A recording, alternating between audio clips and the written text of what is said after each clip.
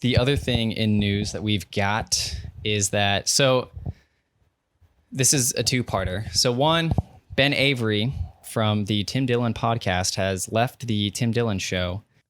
Who's going to produce the show? I'll figure it out. So he said that he has other projects that he's working on in a statement that he posted on Instagram and Twitter. But I didn't tell you this until today. I reached out to him on Instagram. I said, hey, it's me. I'm Steve from Steve and Steven. Yes. We're an up and coming podcast. We've just hit it big with one of our hilarious clips. You've got to check it out. And, our audience has grown tenfold, thousandfold since the inception of this show.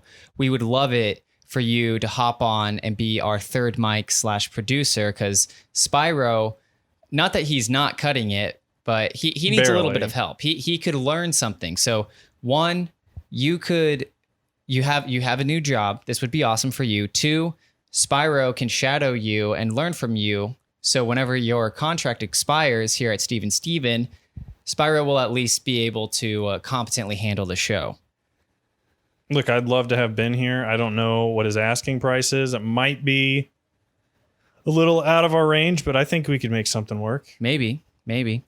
So he opened the message. He looked at it. And so basically, here's what I did, though. You're probably wondering, how'd you do that? How'd you score it? My first message was, the Tim Dillon Show will not be the same without you. I know you'll be successful in your future endeavors. So he went and he liked it.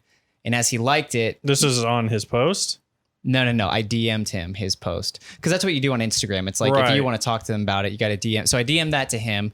And then I had that whole thing written up. I copied it. So the second he liked it and was in the chat, I pasted that whole book on him. Mm-hmm. So he totally saw it. So he left the message after I sent it. I think he has to think about it, So he's probably going to be turning down, his spot on Joe Rogan. So yeah, expect Ben Avery ? Here at Steve and Steven. Exactly. Yeah, it's gonna suck without him on there.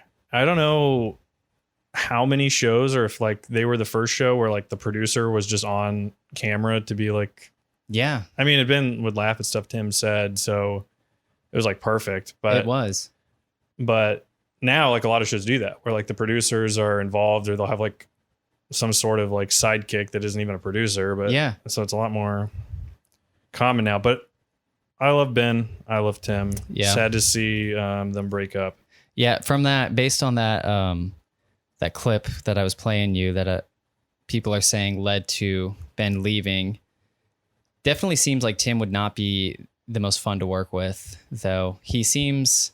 Dude, if Tim heard this, though, if Tim hears this, which he will, yeah, that's true. He's going to come at you hard. That's okay. He can. He's going to go from his high-pitched voice to his lower voice. Okay, this is what I was going to complain about. So I was trying to listen to his latest episode with Louis C.K., and I just could not get through it, because this is actually, I guess, Radio 101. But when you're talking to someone, especially on an audio format, normally when you're talking to someone, you can have vocal affirmations yeah, yeah. But you're not supposed to do that. You just nod along. Yeah.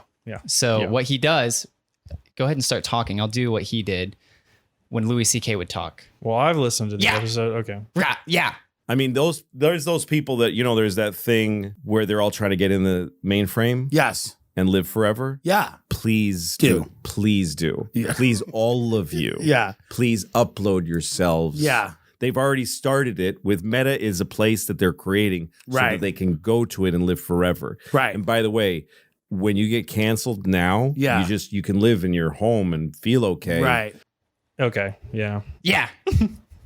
Right. Yeah. Right.